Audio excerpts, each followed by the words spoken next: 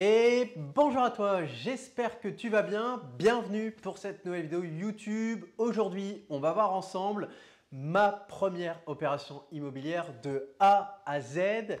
Le but, c'est pas de partir dans le cliché de c'est ma première, mais de te donner toutes les informations de qu'est-ce que j'ai fait à l'époque, comment j'ai raisonné pour faire ce premier investissement immobilier et quelles sont les forces de cet investissement immobilier, mais surtout les erreurs que j'ai fait. Pourquoi? Eh bien, je me base sur cette première opération, tout simplement parce que tu le sais, au sein d'IDV, on a sur les 3 dernières années accompagné nos clients dans l'acquisition de plus de 200 biens immobiliers différents, dont quasiment 70% qu'on a trouvé nous-mêmes, rénové et géré en gestion locative. Et donc, tu as des vidéos qui vont sortir dans les prochaines semaines sur des cas concrets de ce qu'on a acheté. Et je t'invite à t'abonner si ce n'est pas encore fait et à activer la cloche des notifications pour ne louper aucune vidéo. Et en attendant, pourquoi ne pas parler de soi pour être le mieux servi possible? Comme je dis toujours, rentrons dans la tête d'un investisseur et rien de plus simple que de rentrer dans celle de celui qui parle. Je te retrouve donc tout de suite juste après l'introduction pour qu'on analyse ensemble de A à Z ma première opération. Alors, ça apparaît tout de suite à l'écran pendant que je suis en train de te parler. Je te mets une vidéo que j'ai filmée à l'époque de cette maison où je te fais une visite. Comme tu le vois, on entend par maison, forcément le terme maison puisque c'était une maison, mais il faut dans son inconscient se dire qu'une maison, ce n'est pas forcément un bien immobilier qui fait 100 mètres carrés où j'ai 8000 chambres, 12 salles de bain et un jardin qui fait 3 hectares. Une maison, c'est avant tout un bâtiment où tu n'as personne en dessous, personne au-dessus, où tu es chez toi et ça peut être très bien un bien immobilier qui fait 45 mètres carrés, comme plusieurs centaines de mètres carrés. Et ce premier projet immobilier, c'est une maison qui fait 60 mètres carrés, qui a 2 chambres, un extérieur comme tu le vois, une place de stationnement privative et qui est située à 25 minutes de la ville de province la plus proche, qui est en fait enclavée entre 3 villes de province qui sont chacune à 25 minutes, et à 1 heure de la métropole la plus proche. Et pourquoi cette maison? Tout simplement pour 2 raisons. La première, c'est que dans les zones rurales, c'est souvent comme ça. Quand on emménage pour la première fois, on aime rester à proximité des parents. Et donc, il y a énormément de demandes locatives bien sur ce type de profil, sur les jeunes couples qui se lancent ou les personnes qui veulent prendre leur premier logement, même si en général, quand ils sont seuls, ils restent souvent à la maison, d'où l'avantage de cibler les jeunes couples qui vont vouloir se projeter jusqu'au premier enfant en général. Et de l'autre côté, parce que dans son emplacement, et ça c'est la règle la plus importante dans l'immobilier, l'emplacement, l'emplacement, l'emplacement, il se trouve que cette commune est enclavée entre 3 agglomérations différentes, ce qui fait qu'on a souvent le conjoint qui travaille là, l'autre conjoint qui travaille là-bas, et donc forcément, hop, on a notre point de chute au milieu. Alors cet investissement, c'est un investissement sur lequel c'était important pour moi, pour mon premier projet, de le faire avec sérénité. Et donc l'objectif, c'était de me dire, ma mensualité bancaire doit être similaire à mon épargne. Donc à l'époque, je mettais 300 € par mois. Donc le bien que je devais acheter devait me donner un crédit à hauteur de 300 €. Pourquoi? Parce que le fait de me dire que tous les mois, j'ai pris cette habitude d'épargner 300 €, donc je n'ai pas besoin entre guillemets de ces 300 €. Et si demain, j'ai une tuile, j'ai un pneu qui crève, j'ai une machine à laver qui tombe en panne, c'est pas grave, j'ai de l'épargne de côté. Donc, je ne vais pas piocher dans ces 300 €. J'ai vraiment mon mode de vie qui est basé sur mon salaire, moins ces 300 € et j'ai une épargne de sécurité. À partir de là, je peux faire mon investissement en étant serein.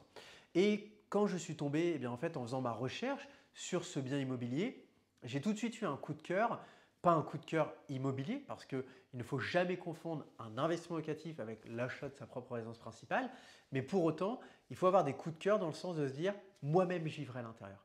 Et c'est d'ailleurs comme ça, nous on le voit sur les 200 et quelques biens qu'on a rachetés, à chaque fois qu'il y a eu des problèmes avec des locataires, que ce soit des dégradations, quelquefois des impayés, 90% du temps, le propriétaire était responsable parce qu'il n'aurait même pas mis ses enfants à l'intérieur.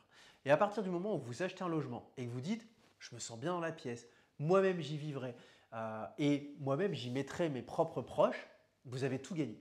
Et là, cette maison, elle représentait tout.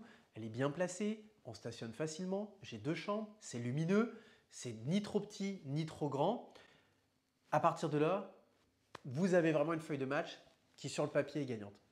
Donc, vous partez en visite vous rencontrez les gens et toujours s'intéresser au pourquoi.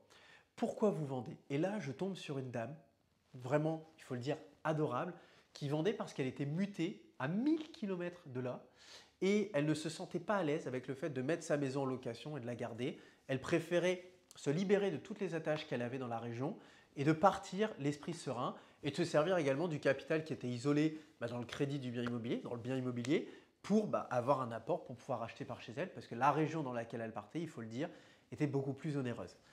Forcément, à partir du moment où vous avez quelqu'un qui vous dit « je vends parce que je m'en vais », « je vends parce que je ne veux plus avoir d'attache », « je vends et j'ai besoin de l'argent dans 3 mois parce que moi, ma vie, elle continue », vous avez tous les voyants qui sont ouverts pour non seulement avoir une vente qui ne peut que bien se passer, parce que la personne a envie que sa page se tourne correctement et pas que vous l'appeliez tous les 5 minutes dans quelques mois, et également qui est enclin à la négociation parce que même si elle a un prix, elle a forcément un prix de réserve parce qu'elle veut vendre. Et donc à partir de là, j'ai pu faire une négociation où j'ai gagné à peu près 10% sur le prix d'achat. C'est un bien qui était affiché 65 000 euros et que j'ai acheté 59 000 euros et qui faisait 60 mètres carrés. Donc on était à 1000 euros du mètre carré. Alors oui, j'en vois beaucoup qui vont me dire, et on va faire le focus après dans la vidéo, oui Victor, ça compte pas, on était en 2018, aujourd'hui en 2023, c'est pas pareil. Je ne suis pas d'accord. Parce que oui, il y a eu une inflation immobilière, mais il y a aussi une inflation au niveau des revenus. Moi, à l'époque, quand je gagnais 1650 euros, aujourd'hui, la personne qui a le même poste que moi, elle va gagner 2000 euros.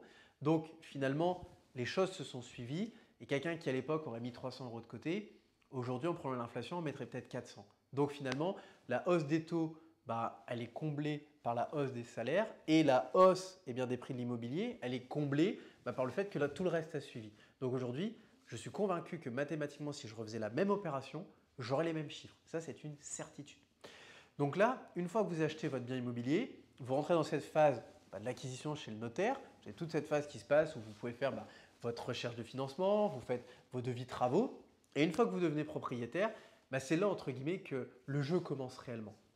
Et là, ma décision elle a été simple, c'est j'ai une salle de bain à refaire, j'ai quelques peintures, il n'y a rien de bien méchant, ça ne sert à rien de prendre une entreprise générale de bâtiment qui déjà non seulement ne sera pas intéressée par ce chantier parce qu'il est trop petit pour elle et qui en plus de ça va me facturer un bras parce que grosso modo c'est il veut, je vais lui donner, je ne vais pas refuser du travail, mais ce n'est pas ma priorité.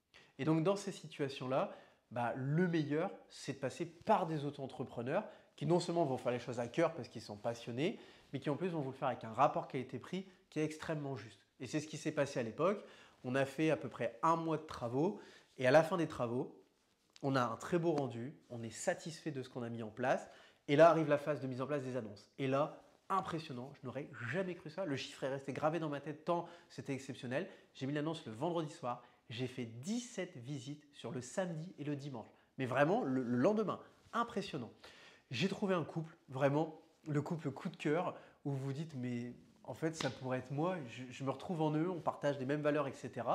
Ces gens-là sont restés un peu plus d'1 an. Monsieur a été muté, donc ils ont déménagé. Et j'ai décidé au bout d'1 an de me dire, je vends pour récupérer l'argent isolé et pour pouvoir réinvestir ailleurs. Et parce qu'il y avait aussi une réalité, c'est que j'avais fait une erreur au niveau de ma fiscalité. J'avais mis en place une fiscalité qui n'était pas adaptée. La fameuse fiscalité des revenus fonciers que tu dois connaître, la location nue, qui aujourd'hui, si tu n'as pas fait énormément de travaux et que tu n'as pas créé un gros déficit, c'est juste, je pense que même le n'est pas adapté, c'est beaucoup plus fort ce que tu ressens de la part des impôts, c'est du vol total. On te prend dans certains cas quasiment 50% de tes recettes. Et donc, je me suis retrouvé dans une situation où quand sur 650 euros de loyer, vous donnez plus de 250 euros d'impôts, c'est pas bon. Le problème, c'est que quand vous avez fait une erreur fiscale, l'erreur elle est faite et on ne peut plus repartir en arrière. Du moins, c'est compliqué. Donc du coup, j'ai vendu ce bien-là immobilier pour récupérer mon argent. Et aujourd'hui, tu le sais si tu as suivi la vidéo qui explique mon parcours, et si ce n'est pas le cas, elle apparaît juste ici, j'ai pu développer un patrimoine où j'ai multiplié quasiment par 3 la valorisation de mon patrimoine, puisque avec ce bien à 60 000 euros que moi j'ai revendu 80 000 euros, j'ai pu acheter un bien à 160 000 euros que quelques mois plus tard, je revendais 180 000 euros. Voilà, écoute, j'espère que cette vidéo t'a plu, j'espère que ce raisonnement en toute transparence t'a plu. Comme tu l'auras compris, à part l'erreur fiscale, ou si j'avais mis en place du meublé où j'aurais payé 0 € d'impôt et j'aurais peut-être conservé ce bien-là, eh bien finalement, il n'y a pas eu tant d'erreurs. Il y a surtout eu beaucoup d'appréhensions qui ont amené de l'apprentissage et qui m'ont permis d'être là où j'en suis. Mais au final, il n'y a qu'une chose à retenir, eh bien, c'est de passer à l'action. Et ce qui m'a rassuré, c'est le fait de faire un projet à la hauteur de mes ambitions. C'est également le fait que pendant 6 mois, j'ai suivi une formation immobilière à distance qui m'a permis d'acquérir les bases.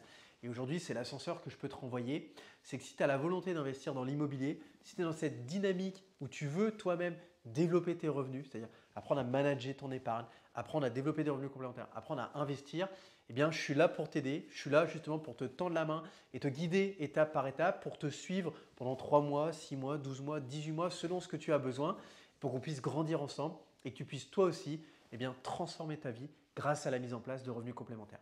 Cette vidéo touche à sa fin, j'espère qu'elle t'a plu. En tout cas, comme d'habitude, je te remercie pour ta fidélité. N'oublie pas de t'abonner si ce n'est pas le cas. Toutes les semaines, c'est des vidéos qui sortent entièrement gratuits avec du contenu lié à l'activité immobilière en général, lié à l'actualité, qui t'apporte beaucoup de valeur. Et puis, si tu es déjà abonné, je te remercie. Je te dis à très vite pour la prochaine vidéo. Et en attendant, je te souhaite de très bons investissements. Ciao!